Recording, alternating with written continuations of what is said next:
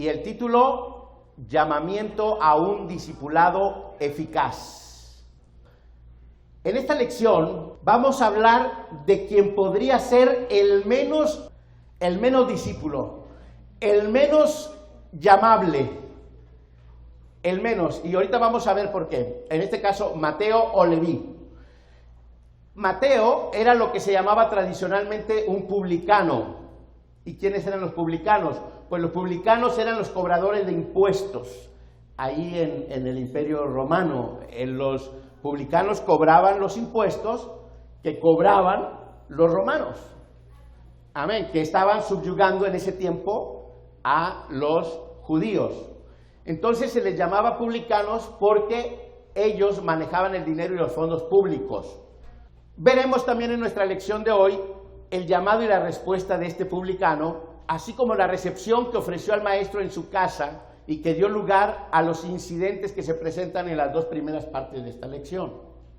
Veremos también lo que provocó la lección de los enfermos y el médico, como también la cita oportuna de las palabras de Jesús cuando cita Oseas 6:6 a la crítica de los fariseos. Vamos a ver por qué critican los fariseos y cómo Jesús les responde con un texto que ellos, se supone, tienen que saberlo y saberlo perfectamente, puesto que eran los conocedores de la ley, eran los líderes religiosos.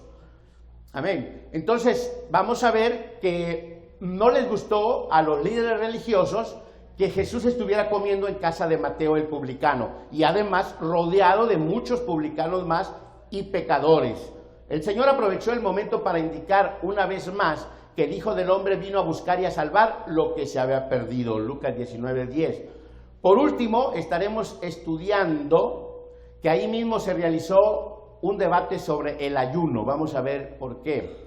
Los discípulos de Juan el Bautista y los fariseos le hicieron una pregunta un tanto capciosa a Jesús, y ahí surgieron las bellas parábolas del esposo y los que están de bodas, el remiendo nuevo en vestido nuevo y el vino nuevo en odres nuevos. Así es de que si ponemos atención vamos a aprender mucho y nos vamos a llevar una lección que va a edificar nuestra vida mucho con la ayuda del Señor. Punto número 1, el publicano que siguió a Jesús. Un cobrador responde al llamado. Mateo 9:9. Pasando Jesús de ahí, vio a un hombre llamado Mateo, que estaba sentado al banco de los tributos públicos, y le dijo, sígueme. Y se levantó y le siguió. Entonces ya dijimos que Mateo también se llamaba Leví. Tenía dos nombres, Mateo y Leví. Y estaba sentado el banco de los tributos públicos y por lo tanto por eso le decían publicano, porque él recibía los fondos de los impuestos para el Imperio Romano, pero eran los impuestos públicos, de ahí el nombre de publicano. Y Jesús pasa por ahí, después de haber andado por toda la costa de Galilea, llega a Capernaum, y cuando llega a Capernaum se encuentra con Mateo, que estaba sentado ahí cobrando los impuestos, y le dice, sígueme. Pero lo que quiero que notemos aquí, hermanos, es que Jesús se dirigió a este odiado publicano con una voz de autoridad y le dijo, sígueme. Ahora, ¿por qué odiado? En los tiempos de Jesús, los romanos pedían impuestos a la población que subyugaban y eran unos impuestos pesados. Eran unos impuestos que los mismos ciudadanos no podían con ellos. Por todo les cobraban, por todo. De tal manera que les cobraban porque pasaban por los caminos, porque usaban los caminos. Les cobraban por si tenían animales de carga. Les cobraban, por ejemplo, había un impuesto de si era hombre, desde los 15 a los 65 años tenía que pagar impuesto, trabajaran o no. Las mujeres desde los 12 hasta los 65 años tenían que pagar impuesto también. Y había muchos impuestos. Pero en aquellos tiempos no es como a hoy, que nosotros tenemos la radio, la televisión, el internet y sabemos cuánto se cobra de impuestos. De tal manera que nosotros podemos saber y decimos, bueno, si yo vivo en tal ciudad, pagamos tanto de impuestos, si vivo en otra ciudad, pagamos tanto de impuestos, etcétera, etcétera. En ese tiempo no se sabía. Y los publicanos, los que recaudaban los impuestos, como ellos no tenían una supervigilancia, había mucha corrupción, pues cobraban impuestos de más. De tal manera que, aparte de que un publicano era odiado porque se aprovechaba y cobraba impuestos de más, aquí había otra cuestión. Mateo era judío trabajando para los romanos. Los judíos eran muy nacionalistas y decían, ¿cómo es posible que tú trabajes para nuestros conquistadores? De tal manera que eres un traidor a la patria. Entonces, no solamente lo odiaban a los publicanos, y en este caso a Mateo, por corrupto, sino que también porque era un traidor. Así es que no los querían.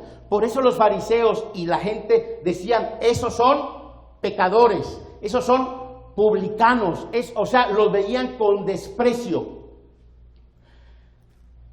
Y no nada más a Mateo, a todos los publicanos.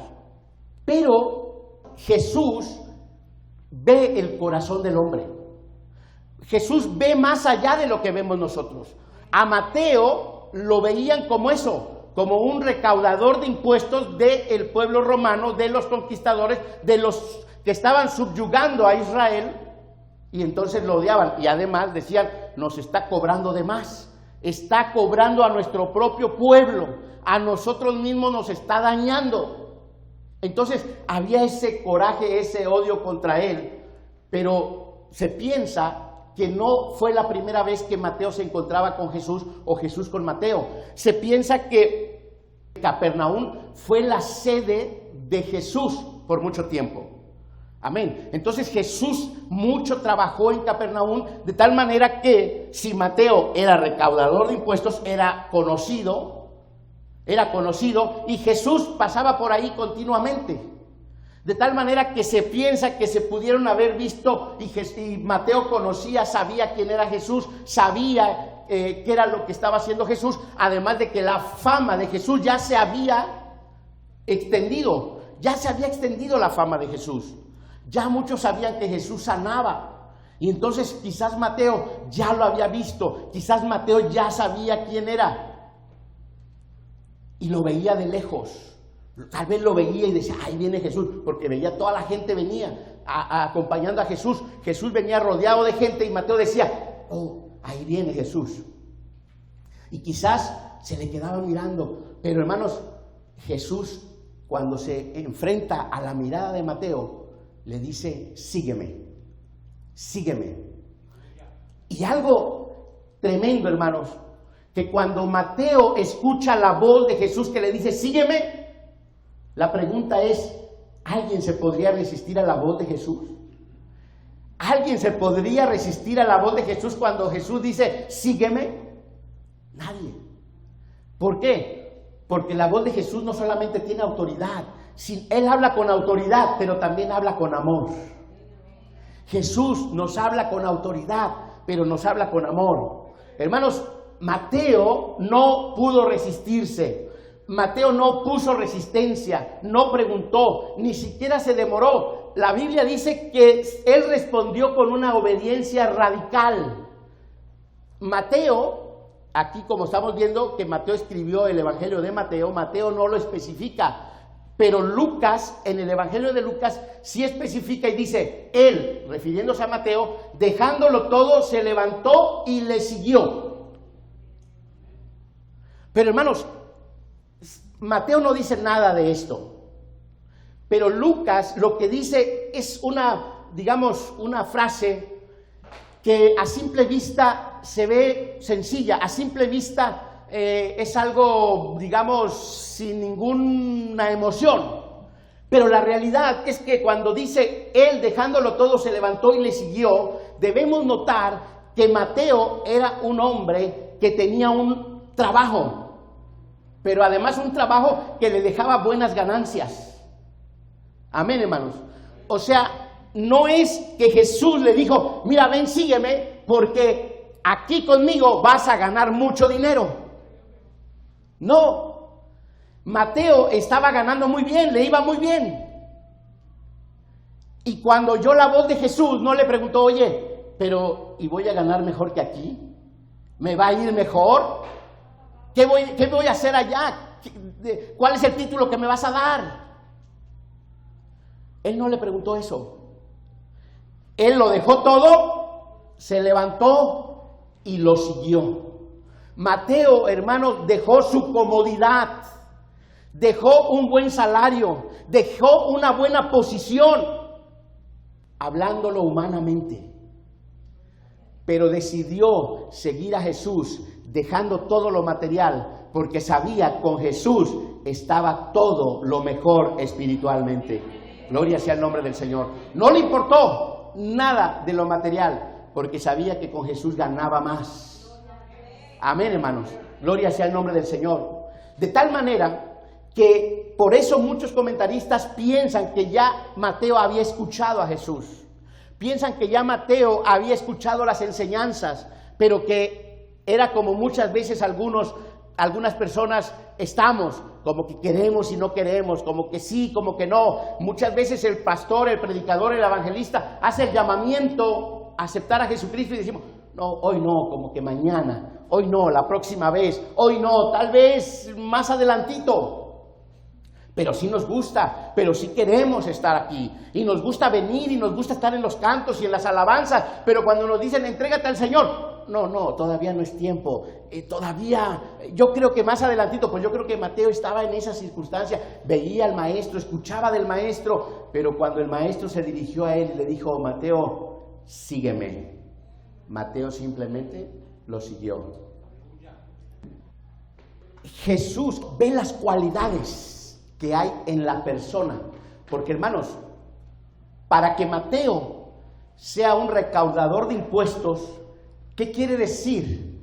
Que era una persona que sabía leer y escribir y hacer cuentas, ¿verdad? O sea, era una persona que estaba preparada.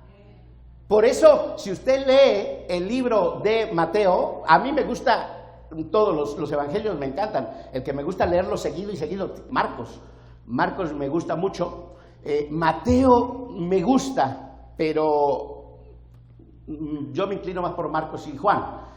Sin embargo, si usted se fija en el Evangelio de Mateo, Mateo escribe muy bonito,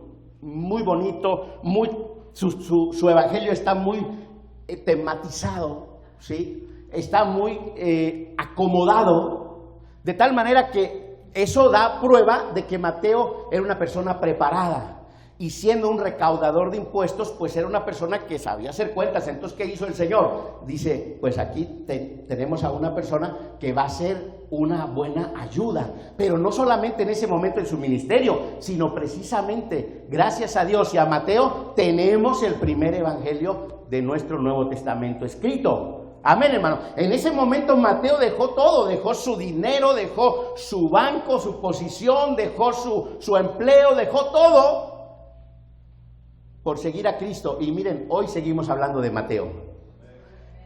De ningún romano nos acordamos, de ningún, bueno, alguno por ahí, ¿no? Algún Claudio, César, etcétera. Pero de los romanos de a pie no sabemos de ninguno.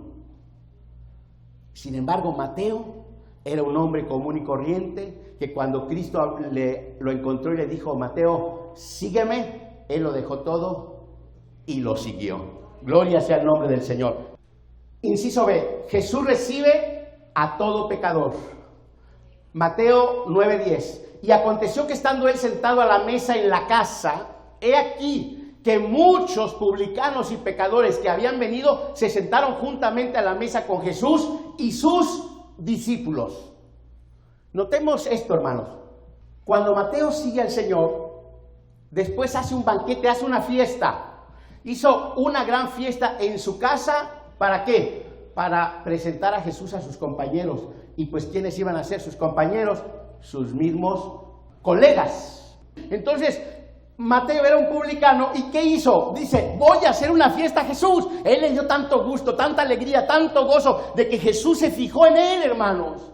Nadie lo quería, todos lo despreciaban. En su pueblo, en su patria, en su vecindario, nadie lo quería. Era como voy a decirlo de esa manera, se oye duro, pero así es, porque luego les voy a explicar el asunto de los fariseos, pero era como un apestado. Así es que nadie lo quería. Y cuando Jesús lo voltea a ver y le dice con palabras de ternura, con palabras de amor, con autoridad sí, pero con amor le dice, Mateo, sígueme, a él le da gusto, a él le da alegría, a él le da gozo, y lo deja todo y va siguiendo a Jesús. ¿Y qué fue lo primero que hizo? Me siento feliz, me siento alegre, quiero hacer una fiesta, quiero enseñarles a mi nuevo amigo. ¿Y a quién invitó? Pues a sus allegados, a sus amigos. Y había muchos publicanos y muchos pecadores, y vamos a ver por qué, a qué se refiere con esto de pecadores. Dice que habían venido y se sentaron juntamente a la mesa con Jesús y sus discípulos, hermanos. Mateo hizo un gran banquete en su casa para presentar a Jesús a sus compañeros de oficio.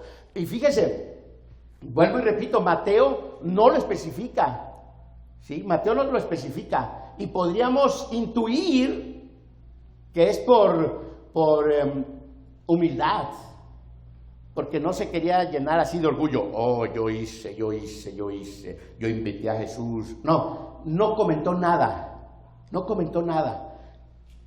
pero Lucas sí. Lucas dice, y Leví, Mateo, le hizo gran banquete en su casa, y había mucha compañía de publicanos y de otros que estaban a la mesa con ellos, dice Lucas. Ahora, a estos publicanos, ya les dije, les tenían un odio feroz, se habían puesto al servicio de los conquistadores de su nación, amasaban sus fortunas a expensas de las desgracias de sus compatriotas. Muchos de ellos eran notablemente deshonestos. Jesús nunca rechazó la invitación para comer u hospedarse con alguien, nunca. O sea, el detalle es que muchas veces nosotros tenemos el problema, digámoslo así, de estigmatizar a las personas y decir, hoy esta persona yo no me puedo juntar con él por esto y por esto y por esto y por esto. Los etiquetamos, y entonces al etiquetarlos muchas veces los excluimos, muchas veces los hacemos a un lado, y se nos va una gran oportunidad de hablar del Evangelio, de testificar del Evangelio. Se nos va una gran oportunidad de eso. Y aquí vemos que Jesús no rechazó la invitación para comer y hospedarse con alguien, sea cual fuera su posición social. Jesús se fijaba en la persona y su necesidad más bien que en sus costumbres y prejuicios. No hacía distinción de personas, es decir, no las evaluaba por la apariencia exterior, sino por la condición de su corazón. Jesús sabía cómo era Mateo, hermanos. Él sabía cómo era Judas. Él sabía cómo era Santiago y Juan. Y él sabía cómo era Natanael y cómo era Bartolomé y cómo era Andrés y cómo era todos los apóstoles. Él los conocía. Él sabía cómo eran. No le agarraron descuidado ninguno. O sea, no crean que Judas dijo, ay, me equivoqué con Judas, yo pensé que iba a ser bien honesto y me equivoqué con Judas. No, él sabía, él conoce los corazones. No solamente conoce los corazones, conoce las intenciones del corazón, hermano. Imagínense, conoce no solamente el corazón, sino la intención del corazón. ¡Qué maravilloso! Y entonces, muchas veces, cuando nosotros prejuiciamos, desaprovechamos una oportunidad de evangelizar a la persona. Porque decimos, ay, yo no me puedo juntar con esa persona porque es esto y esto y esto y esto. Hermano, fíjese, Mateo hizo una fiesta e invitó a sus compañeros, a sus allegados, porque dijo, esta es la oportunidad para que Cristo les hable a ellos también, les dé el mensaje también a ellos del reino de los cielos. Amén. Entonces, es muy importante que nosotros cuando hagamos fiesta, invitemos a los que no son creyentes. Amén, hermanos. Invitemos. En los cultos de los hogares. Es el momento para invitar a los no creyentes. No digamos, ay no, ¿para qué lo voy a invitar si ese es bien mundano? Uy, borrachísimo. No, mujeriego, trae 4 mujeres. No, ese yo, que ni entre a mi casa, me la va a contaminar. No, me va a manchar mi espiritualidad, que ni entre. No, hermanos, no, es el momento de que entre para que Cristo le llame, para que Cristo le toque. Es el momento, hermanos. Es el momento. Cristo no rechaza a nadie. ¿Sabe cuál es el problema? Claro, usted los invita a su casa y ellos van a ver el testimonio cristiano, van a ver el amor, van a ver el compañerismo, van a ver que no hay malas palabras, van a ver que no hay malos gestos, van a ver que no hay pleitos, van a ver que no hay nada de eso. Pero tengamos cuidado cuando alguien nos invita a nosotros, porque cuando alguien nos invita a nosotros, nosotros podemos ir. Pero ¿qué tenemos que hacer? Dar testimonio. Amén. Dar testimonio de que somos creyentes.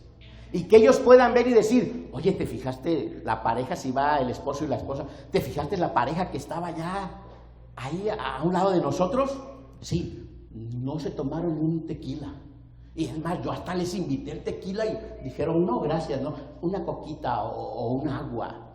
¿Te diste cuenta? Oye, pero ¿te diste cuenta que cuando empezaron con la chona y la del moño colorado y te diste cuenta que no, ni siquiera le... Porque hay muchos que apenas empieza esas canciones y empieza el piecito. Y empieza el piecito. Aquí en la iglesia muchas veces estamos cantando, me voy con él, me voy con él, me voy con él. Yo no me quedo, me voy con él. No puede estar triste un corazón que tiene a Cristo. Pero cuando nos invitan a una pachanga ya, y empieza la chona,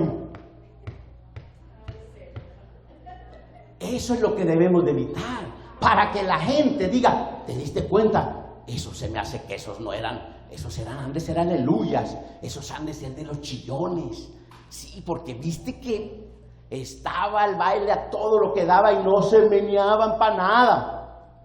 Y mira, no dijeron nada y entonces se empiezan a acercar en el trabajo. En el trabajo se empiezan a acercar. Oye, ¿y tú eres religioso? Oye, ¿y tú vas a alguna iglesia? Oye, ¿y tú qué? Porque lo ven como bicho raro. Pero cuando nos ven igual que ellos, ni cuenta se dan que somos cristianos. Ay, mira, 1 año tengo aquí y yo ni sabía que eras hermano. ¿Cómo que no sabías que era hermano? No, pues si cantas como yo, bailas como yo y haces lo mismo que yo, hablas como yo, pues ¿cuándo voy a darme cuenta de eso? Entonces Jesús no rechazó la oportunidad de ir a la casa de Mateo, pero él fue para dar testimonio y dar el mensaje de salvación. Así es que si a usted lo invita, vaya y hermano, dé el mensaje de salvación, dé testimonio y dé el mensaje de salvación. Ahora no se levante ahí y diga, quiero que la música se calle. A ver, tambora y trompetas, cállense, porque ahorita voy a dar un mensaje de salvación. No, tampoco. Su testimonio, hermano, su testimonio. Amén, hermano. Su testimonio. Ahora, si usted ya sabe que de antemano va a haber borracheras y va a haber, pues evítelo. Pero si es una fiesta donde usted sabe que va gente a la que usted le puede dar el mensaje, usted puede dar testimonio, usted puede estar ahí. Pero tiene que comportarse como creyente, como cristiano. Pero sobre todo, hermano, sobre todo, no crea que estoy diciendo que se agarren y se vayan de pachanga. No, sobre todo, cuando usted haga una fiesta, invite a la gente que no es cristiana. Las fiestas de los cristianos no son aburridas. Punto número 2, parábola del médico misericordioso. Los sanos no necesitan médico. Mateo 9, 11 y 12. Cuando vieron esto, los fariseos dijeron a los discípulos, ¿por qué come vuestro maestro con los publicanos y pecadores? Cuando vieron esto, los fariseos dijeron a los discípulos, cuando vieron que estaba Jesús comiendo con más publicanos, aparte de Mateo, más publicanos y más gente, ¿por qué come vuestro maestro con los publicanos y pecadores? Al oír esto, Jesús les dijo, los sanos no tienen necesidad de médico, sino los enfermos. Los fariseos fueron a los discípulos, no fueron directo con el Señor Jesús. Y tenemos que tener mucho cuidado, hermano. Cuando usted hay algo que no le gusta en la iglesia, hay algo que no le parece en la iglesia, no vaya a decirle a los hermanos. Vaya y dígale al pastor, a los pastores, a los líderes. Los fariseos hicieron eso. No fueron con Jesús, fueron con los discípulos. Así es que ahí podemos aprender que no tenemos que ir con los hermanos a ver qué es lo que no nos gustó. Si hay algo que no nos gustó, vamos con el pastor, con el líder, hermano, esto, ¿ok? Para que no se haga un problema. Entonces, acuérdense, los fariseos con mucho orgullo se consideraban los más justos porque guardaban estrictamente las leyes ceremoniales, manteniendo una separación escrupulosa de personas y cosas que podían contaminarlos. Por eso actuaban así los fariseos. Su designación favorita, fariseo, significaba precisamente separatista. O sea, fariseo significa separado. Separado. Entonces, a ellos les gustaba que le dijeran separados o que les dijeran fariseos. Era algo que les gustaba porque les decía separados. Algo así como decirles, ellos son de otra clase, ellos son de otro nivel. Ellos son los que tienen el conocimiento. Entonces se sentían como pavos reales, caminaban como que el suelo no los merecía. Y entonces se sentían orgullosos de eso. Y ellos, a todos aquellos que no guardaban o que no se apegaban a las estrictas leyes que ellos mismos habían inventado o ellos mismos habían establecido, porque la ley de Dios, ellos la hicieron aún más rigurosa. A quienes no se acomodaban a lo que ellos pensaban, les llamaban pecadores, pero no implicaba necesariamente una vida inmoral. O sea, no tendrían que ser borrachos o mujeriegos o asesinos para ser pecadores. Si no era alguien que estuviera de acuerdo a lo que ellos decían, ya eran pecadores. Hay muchas, lamentable y tristemente, muchas congregaciones, muchas iglesias, muchas denominaciones que dicen nosotros tenemos la verdad y nada más nosotros nos vamos a salvar. Y si nosotros no pertenecemos a ellos, es más, hasta mi hermano nos dice, tú no eres mi hermano, no me digas hermano, porque solamente ellos se sienten santos o salvos. Bueno, los fariseos eran así. Tenían en un criterio tan bajo a los publicanos que para ellos los publicanos eran los peores pecadores, pues se asociaban con gente y cosas inmundas. Y como ya les dije, los judíos eran súper nacionalistas, eran unos nacionalistas furibundos. Al ver lo que les parecía una violación clarísima de sus leyes y costumbres, se escandalizaban. Y como ya les dije, ellos se dirigían a los discípulos y no al Señor directamente. Pero Jesús les dice, los sanos no tienen necesidad de médico, sino los enfermos. O sea, el Señor Jesús aquí les va a dar una enseñanza. Les da una respuesta analógica. Les da una respuesta comparativa. Jesús está señalando que el médico atiende solamente a los que reconocen que están enfermos y necesitan ayuda. En otras palabras, una persona puede estar enferma, pero si no va y se atiende, si no va al médico, pues simple y sencillamente no va a poder recibir ayuda. Y el Señor Jesús lo que está diciendo que el médico no va a los sanos, sino que va a quienes, a los enfermos. Estaba advirtiéndoles que estaba cenando con los publicanos y con los pecadores porque ellos estaban dispuestos a reconocer su enfermedad y algunos deseaban ayuda. Lo que Jesús estaba diciendo, miren, yo vine a los enfermos, no vine a los sanos. Un médico no cura sanos. Un médico no atiende a los sanos, porque para empezar los sanos no van. ¿Para qué vamos? Si estamos sanos, ¿para qué vamos al médico? No vamos. Si nos sentimos mal, vamos al médico. Y los médicos van a curar a aquel que dice, yo vengo porque necesito que me ayude. Entonces Jesús está diciendo, ¿sabes qué? Yo estoy aquí porque aquí hay gente, entre los que ustedes llaman pecadores, aquí hay gente que tiene necesidad, pero no solamente tiene necesidad, reconocen que tiene necesidad.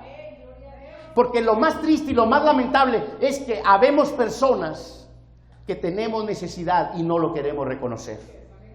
Tenemos necesidad y no queremos reconocer, no queremos doblarnos por orgullo, por soberbia, por altivez. Y eso es lo más triste y lo más lamentable. ¿Por qué? Porque Jesús está dispuesto y quiere ayudarnos. Pero Él va a ayudar a aquel que está dispuesto a reconocer que necesita ayuda. Y es lo que está diciendo aquí Jesús a los fariseos. Ustedes necesitan ayuda, el problema es que no lo reconocen. Ellos necesitan ayuda, pero lo reconocen y por eso están aquí. Porque Mateo les dijo, los invitó y les dijo quién iba a estar aquí. Cuando Jesús llamó a Mateo, llamó a un hombre al que todos odiaban. Aquí tenemos uno de los grandes ejemplos que hay en el Nuevo Testamento del poder de Jesús para ver en una persona no solo lo que era, sino lo que podría llegar a ser Mateo. Estamos viendo a Jesús que está viendo lo que Mateo va a llegar a ser. Todos los fariseos y la gente que veía a Mateo decían, no, es un deshonesto. Es uno que nos maltrata, que nos roba cobrándonos los impuestos. Es un traidor a la patria. Pero Jesús estaba viendo lo que Jesús, el Espíritu Santo, iba a hacer a través de Mateo. Porque fue el Espíritu Santo el que guió y dirigió a Mateo para que escribiera el primer evangelio del Nuevo Testamento que nosotros leemos hoy. Jesús lo vio. No ha habido nunca nadie que tuviera tanta fe en las posibilidades de la naturaleza humana como Jesús, hermano. ¿Sabe por qué usted está aquí? Porque Jesús lo vio. Porque Jesús lo vio y Él sabe lo que Dios va a hacer con su vida, hermano. Usted no está aquí por casualidad. Usted no está aquí porque, yo estoy aquí porque soy lo máximo. Sin mí la iglesia no puede caminar. No, yo soy... No. Usted está aquí porque Dios le llamó, Dios lo trajo, como decía el hermano. Dios sabe lo que va a hacer con usted y el propósito que Dios tiene con usted. Él lo sabe. Y sabe que usted está capacitado para hacer muchas cosas en la obra del Señor. Usted puede pensar y decir, no, ¿yo qué puedo hacer? No puedo hacer nada, no puedo esto, no puedo lo otro, no puedo. Usted solo se autolimita, pero si se deja tocar por las manos del Señor, por el poder del Espíritu Santo, Dios puede hacer grandes cosas a través de su vida en el ministerio del Señor, hermano. Dios lo puede bendecir, Dios lo puede usar. Pero tenemos que estar dispuestos y reconocer, Señor, yo no puedo hacer nada, pero tú lo puedes hacer todo. Y yo estoy aquí, yo estoy dispuesto a seguirte, yo estoy dispuesto a ir, yo estoy dispuesto, pero con alegría, con gozo, con felicidad. Gloria al Señor. Y volvemos a decir, perdió, hermanos, un cómodo trabajo. Bueno, pues Mateo estaba en su oficinita, tranquilo, sacando cuentas, apuntando nombres, diciendo tanto para ti, tanto para mí, tanto para allá, tanto para acá. Y cuando el Señor lo llamó, lo sacó de su trabajo cómodo, pero encontró un destino maravilloso, esperándonos a cada uno de nosotros, esperándonos, gloria sea al Señor. Perdió unos buenos ingresos, pero encontró dignidad, hermanos. ¿Por qué? Nadie lo quería, todos lo despreciaban. Pero ya después todos lo respetaban. Y sobre todo, quien más lo respetaba era el mismo Dios. Porque Dios nos respeta a todos, hermanos. Aunque no nos respeten por allá, pero Él nos respeta a todos. Gloria al Señor. Aleluya. Perdió una cómoda seguridad y encontró una aventura como no soñara nunca. Porque, hermanos, ustedes saben lo que sufrieron ellos. Todos los apóstoles del Señor. En Jesucristo se encuentran riquezas que superan con creces todo lo que se pueda abandonar por Él. ¿Cuántos lo creen, hermanos? ¿Cuántos lo creen? En Él encontramos mayores riquezas que todo lo que podamos dejar. Todo lo que podamos dejar. Si nosotros seguimos a Cristo, el Señor, hermanos, tiene más que darnos que nosotros que pedirle. Gloria al Señor. Misericordia y no sacrificio. Jesús sigue diciéndole a los fariseos, se sigue dirigiendo a ellos y les dice, id pues, y fíjense lo que les dice, eran maestros de la ley, eran líderes religiosos, eran personas, eran los teólogos, para que nos entendamos, eran los teólogos de esos tiempos. Y fíjense lo que dijo Jesús: id pues y aprended lo que significa misericordia quiero y no sacrificio, porque no he venido a llamar a justos, sino a pecadores al arrepentimiento. Y Jesús estaba refiriendo en ese pasaje, o él estaba haciendo mención de Oseas capítulo 6, verso 6, que dice: porque misericordia quiero y no sacrificio, y conocimiento de Dios más que holocaustos. Era lo que estaba mandando el Señor. Lo que Dios estaba diciendo: yo quiero misericordia, no tanto como el sacrificio, y conocimiento de Dios más que holocaustos. Hermanos, hoy en día mucha gente ya no quiere estudiar. Hoy en día mucha gente ya no quiere leer la Biblia. Hoy en día ya mucha gente prefiere esos cultos donde hay muchos cantos, muchas alabanzas y no hay predicación, no hay enseñanza. ¿Y por qué las escuelas dominicales están desapareciendo en las iglesias? Ya no hay en muchas iglesias escuela dominical. Ya no hay. ¿Por qué? Se está perdiendo el conocimiento, ya no se quiere el conocimiento, pero lo que el Señor dice: quiero misericordia y quiero conocimiento. Porque cuando nosotros, hermanos, tenemos conocimiento, no hay nadie que nos pueda apartar de la mano del Señor.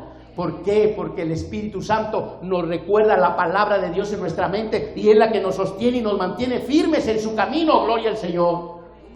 Jesús dice a los fariseos que deben volver a estudiar su texto de Oseas 6:6, que presenta la demanda de Dios, y que él, Jesús, en ese momento, al comer con los publicanos y pecadores, estaba obedeciendo esa demanda.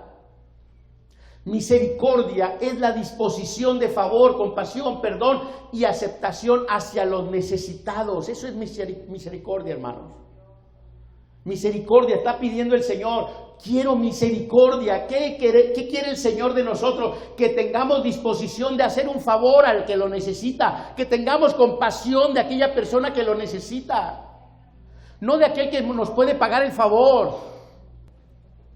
Yo no quiero que estés de rodillas 2 y 3 horas ahí con callos en la rodilla diciendo que oras mucho. Yo no quiero que tengas úlceras en la panza a causa de tantos ayunos. Yo quiero que tengan misericordia, que ayudes al necesitado. Ahorita vamos a ver ahí, ya me estoy adelantando.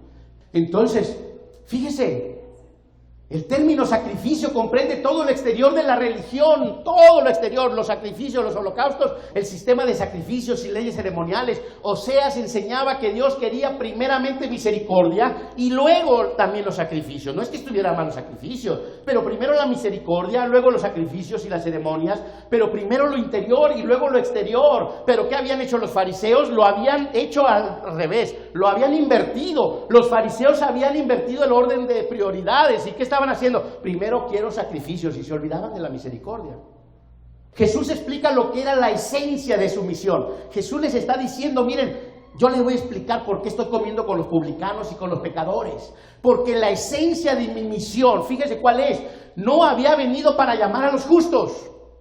No había venido a llamar a los justos. Y es que no quiere decir que había gente justa que no había pecado. Lo que quiere decir es que hay muchos que se sienten justos y que no necesitan de Dios. Se sienten santos que no necesitan de Dios. Entonces yo no vine a esos justos, yo no vine a esos santos que se sienten. Yo vine a los pecadores, a los que se sienten necesitados y pecadores. No había venido para llamar a los justos, es decir, a los que se consideraban justos y sanos, que no deseaban su ayuda. Por otro lado, había venido, sí, para todos los que se consideran pecadores y están dispuestos a recibir su ayuda. Las Escrituras enseñan consecuentemente que todos los hombres son pecadores, ¿sí o no? Y que no hay justo ni aun uno. Romanos 3, 10 al 23, perdón. No hay esperanza para alcanzar la misericordia y el perdón de Dios hasta que el hombre reconozca su pecado y acepte a Jesucristo como su Salvador. Hermano, si usted quiere ser salvo sin aceptar a Cristo, no hay. El único camino a Dios es Cristo. El único camino para la salvación es Cristo. No hay más, no hay otra forma. Punto número 3. Vino nuevo en odres nuevos. Crisis de una religión externa. Fíjese, crisis de una religión externa. Mateo 9, 14 y 15. Entonces vinieron a él. Aquí ya viene otro grupo. Entonces vinieron a él los discípulos de Juan, diciendo: ¿por qué nosotros y los fariseos ayunamos muchas veces y tus discípulos no ayunan? Fíjese, estaban ahí los fariseos, pero de repente hubo un grupo de los discípulos de Juan como que se adhieren a los fariseos y entonces dicen, entonces vinieron a él los discípulos de Juan diciendo, ¿por qué nosotros y los fariseos ayunamos muchas veces y tus discípulos no ayunan? Jesús les dijo, ¿acaso pueden los que están de bodas tener luto entre tanto que el esposo está con ellos? Pero vendrán días cuando el esposo les será quitado y entonces ayunarán. Este episodio parece indicar que algunos de los discípulos de Juan se habían unido con los fariseos para criticar a Jesús y a sus discípulos por no haberse conformado a la costumbre del ayuno. Hay un texto que ordena el ayuno, que ordena como mandamiento en la ley. Y entonces, todos los demás textos nos aconsejan el ayuno, No quiero que malinterpreten. Pero entonces, lo que estaban haciendo los fariseos era que ese mandato, esa orden, esa ley de Dios se estableciera de tal forma que ayunaban, pero ya no ayunaban con sentido, sino que ya lo agarraban como un ritual, lo agarraban como una costumbre. O sea, ya estaban tan acostumbrados que ya las tripas no les hacían ruido. Porque en los tiempos de Jesús la limosna, la oración y el ayuno eran los tres grandes pilares de la vida religiosa de los judíos. A ellos les encantaba, hermanos, dar limosna pública, que todo el mundo se diera cuenta. Hasta traían monedas para que se sonara. Y luego cuando ponían el trastecito, el necesitado, lo aventaban ahí para que crash, crash, crash. Y luego el fariseo, hasta su capa así, le volaba. Y todo el mundo volteaba, ya le cayó una moneda le gustaba. Amén. Le gustaba que lo vieran cuando daba su ayuda, su limosna. Y le gustaba orar también, que lo oyeran. ¿Se acuerdan de aquel cuando estaba orando de pie? Yo no soy como este publicano, yo no soy como ese pecador. Eran así los fariseos.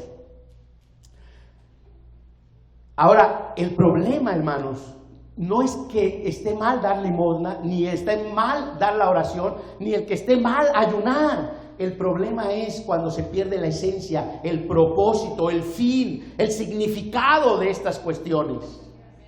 Ese es el problema. Cuando lo hacemos para que nos digan o nos vean como los más espirituales. Jesús contesta la pregunta en cuanto al ayuno con 3 ilustraciones o parábolas. Notemos, la primera. En la primera parábola Jesús se refiere a la costumbre de la fiesta o en la fiesta de bodas que duraba generalmente una semana, indicando durante ese periodo no es apropiado ayunar. Cuando Jesús dice será apropiado que estando en la fiesta de las bodas los amigos del novio ayunen, ¿acaso pueden los que están de bodas tener luto entre tanto que el esposo está con ellos? O sea, es una pregunta que la vamos a poner un poquito más diferente. En este momento en el que estamos de fiesta, porque estamos de fiesta, ¿podemos estar de luto? ¿Podemos estar tristes? ¿En una fiesta que hay alegría o tristeza? Alegría. Entonces, aquí, hermano, lo que el Señor Jesús está diciendo, en este momento hay alegría, hay gozo. Mateo estaba alegre porque había recibido a Jesús y estaba haciendo una fiesta, estaban de fiesta. Y los discípulos de Juan decían, oye, nosotros ayunamos mucho y tus discípulos no. Pero además el Señor les dice, no ayunan, ¿por qué? Están conmigo. Pero va a llegar el día en que el novio le será quitado. Y ahí estamos viendo que Jesús está haciendo referencia a su muerte, a cuando Él va a ser entregado a morir en la cruz por nuestros pecados. Y entonces dice, cuando eso suceda, entonces, ¿qué? Van a ayunar. Lo que estamos viendo que Jesús está relacionando aquí el ayuno con la tristeza, con el luto. Entonces, nosotros vamos a ayunar, pero vamos a ayunar no en la fiesta, no en la alegría. Estar con Jesús es estar de fiesta. Y ahí Mateo estaba de fiesta y los publicanos estaban de fiesta. Amén. Pero vendrán días cuando el novio les será quitado. Esta es la primera vez registrada por Mateo cuando Jesús se refiere a su muerte en la cruz. Vendrán días, señala un tiempo no definido en el futuro. Durante el espacio de 3 días por lo menos tendrían razón para estar de luto y ayunar. Sin embargo, después de la resurrección y especialmente después de la ascensión y la venida del Espíritu Santo, los seguidores de Cristo tendrán abundante motivo para celebrar y festejar. Su angustia se convertirá en gozo, dice Juan 16:20. Sin embargo, habrá momentos en la actualidad cuando individuos o grupos tendrán tanta tristeza y dolor como para practicar el ayuno con provecho conforme a las enseñanzas de Jesús. Y justamente cuando yo estuve estudiando sobre el ayuno todos estos días, me encontré que siempre que ayunaban era porque estaban pasando por problemas, porque estaban pasando por dificultades, porque tenían una necesidad, porque tenían una preocupación, porque tenían una petición. Y no cuando estaban de fiesta, y no cuando estaban alegres. Entonces, hermanos, tenemos que ayunar, pero tenemos que hacerlo con propósito. No nada más para decir yo ayuno para que vean que yo ayuno mucho. Porque entonces vamos a decir como los discípulos de Juan: oiga, pastor, yo veo que yo ayuno mucho, seguido, cada vez que usted pide, ¿cuántos levantan la mano para ayunar? Yo la levanto, pero yo veo que el hermano aquel, mire, nunca la levanta. Oiga, pastor, ¿se da cuenta que la hermana fulana nunca levanta la mano para ayunar? ¿Se da cuenta, hermano? Tenemos que tener cuidado. Cuando perdemos el propósito del ayuno, estamos cayendo en un grave error. Y no estamos hablando del ayuno, ese sería un buen tema. Pero bueno, el punto que quiero llegar es que en este momento los discípulos de Juan están preocupados. Oye, Señor, ¿por qué no ayunan tus discípulos? ¿Por qué? Y nosotros sí. Y los fariseos también. Como diciendo, nosotros somos, como dicen los fariseos, somos bien apegados a la ley y ustedes no. El Señor les dice, es que no es el tiempo ahorita. Ahorita están de fiesta porque el novio está aquí. Pero va a llegar el día en que tengan necesidad de ayunar, porque el novio les será quitado. Entonces, hermanos, nosotros sabemos que cada vez que estamos con Cristo hay fiesta en nuestro corazón, hay fiesta y alegría, pero tal vez va a haber momentos en que estemos pasando por luchas, por dificultades, por problemas, nosotros, nuestros familiares, la iglesia. También tenemos que ayunar, pero sin perder el propósito y sin sentirnos que por ayunar mucho somos más santos que los demás. Vino nuevo en odres nuevos, renovación para el discipulado. Mateo 9, 16 al 17. Nadie pone remiendo de paño nuevo en vestido viejo, porque tal remiendo tira del vestido y se hace peor la rotura. Ni echan vino nuevo en odres viejos, de otra manera los odres se rompen, el vino se derrama y los odres se pierden. Pero echan el vino nuevo en odres nuevos y lo uno y lo otro se conservan juntamente. Vimos una primera parábola hace un momento, ahora vamos a ver otra segunda parábola que dice, la segunda parábola emplea una práctica muy conocida especialmente de parte de las mujeres. La mayoría de la tela en aquel entonces era de lana. Todos sabían que la tela nueva de lana cuando se moja se encoge y se achica. En cambio, la tela vieja es más débil que la nueva y no se encoge más cuando se lava. Por lo tanto, cuando se cose un parche de tela nueva sobre la tela vieja, la nueva se encoge y rompe la tela vieja. El resultado es una rotura más grande. Entonces, ¿qué es lo que nos está enseñando el Señor aquí? ¿Qué es lo que quiere decirnos el Señor con esta parábola? La verdad central es que los defectos del judaísmo, la tela vieja, no se pueden cubrir con algunas pocas verdades de la fe cristiana, el parche de la tela nueva. Jesús no vino para destruir la ley, sino para cumplirla. Esto significa que iba a respetar las leyes morales del judaísmo, pero no que estaría limitado por el sistema viejo y endurecido de las instituciones y ceremonias. Esto es, hermanos, los fariseos decían, tienes que acatarte a la ley, tenías que ayunar, no podías juntarte con los inmundos, no podías juntarte con los traidores, no podías juntarte con los publicanos, no podías juntarte con cierto tipo de gente. Eso era lo que ellos enseñaban que decía la ley, porque perdió la esencia de la ley. Se había perdido la esencia. Dentro de la ley, el mismo Dios había enseñado que esa ley era una ley de misericordia también. Sin embargo, lo habían perdido. Y entonces lo que el Señor está diciendo, miren, eso que ustedes están enseñando, eso es viejo. Ahora yo he venido para dar vida, y vida en abundancia. ¿A quiénes? A aquellos a los que ustedes no van, a los que ustedes rechazan, con los que ustedes no quieren ir. Yo estoy yendo a ellos. La tela nueva tendría que tener libertad para moverse. La tercera parábola presenta esencialmente la misma verdad central que hemos visto en la segunda. El vino nuevo crece y emite gas cuando fermenta. Necesita lugar para expandirse, y si uno procura forzarlo en un molde cerrado, la fuerza del nuevo vino rompe el molde. En aquel tiempo era la práctica común guardar líquidos en odres de cuero de cabra, especialmente para llevar agua o vino en viajes. El odre viejo se vuelve duro e inflexible, bajo presión no puede ceder y por eso se rompe, y el vino se pierde. En cambio, el vino nuevo necesita un recipiente flexible. La verdad central es que las instituciones y prácticas judaicas, los odres viejos, no pueden contener la fe cristiana, el vino nuevo. La fe cristiana necesita libertad para expresarse en nuevas maneras de ministerio y nuevas formas de culto. Tenemos que hacerlo, pero no irnos a los extremos tampoco. Entonces, tenemos que alabar a Dios, tenemos que glorificar a Dios, pero tenemos que hacerlo de tal manera que agrade a Dios. No irnos de un extremo al otro extremo. Amén, hermanos. Entonces, tenemos que tener libertad para expresarnos en estas nuevas formas de culto.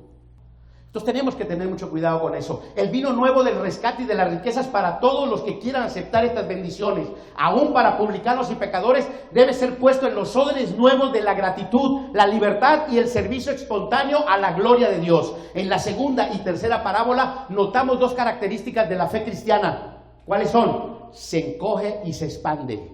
Amén. Nuestra fe cristiana debe de ser una fe que podamos estudiar la palabra, y tenemos, hermanos, que buscar la forma de buscar a la gente de afuera. Tratar de traer a la gente de afuera y no decir a esos no, porque esos son inmundos, esos son pecadores, yo no me junto con ellos.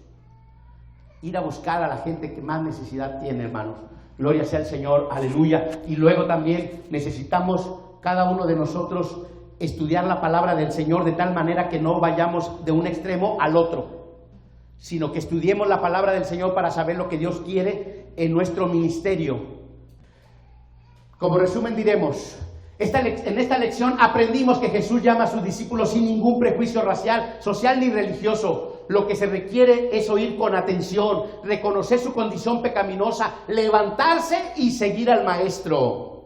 El generoso banquete de Mateo sirvió para que muchos oyeran la palabra del Maestro. Mateo nos enseña que quienes le quieren seguir deben hacerlo sin reservas. También nosotros debemos compartir el regalo de nuestra salvación con los demás. Ahí también hubo dos interrupciones: la murmuración de los fariseos de por qué Jesús se reunía con los pecadores, y la pregunta de los discípulos de Juan sobre el ayuno. Pero esto sirvió para que Jesús expusiera 5 de sus más bellas lecciones. Primero, el médico y los enfermos. Segundo, la misericordia en lugar de sacrificios. Tercero, el esposo y los que están de boda. Cuarto, el remiendo nuevo en vestido nuevo. Y quinto, el vino nuevo en odres nuevos. De donde hemos aprendido que uno puede que cumpla diligentemente con todos los pasos de la piedad ortodoxa, pero si nunca hace lo más mínimo por ayudar a otro ser humano en necesidad, no es una persona cristiana. Y eso lo enseñó la Escritura, hermanos. Vendríamos a ser como los fariseos. Tengamos cuidado con eso. Solo resta que sepamos aplicar estas gloriosas verdades a nuestra vida cristiana y que lleguemos a ser la clase de discípulos que Jesús quiere que seamos. Dios me les bendiga, hermanos.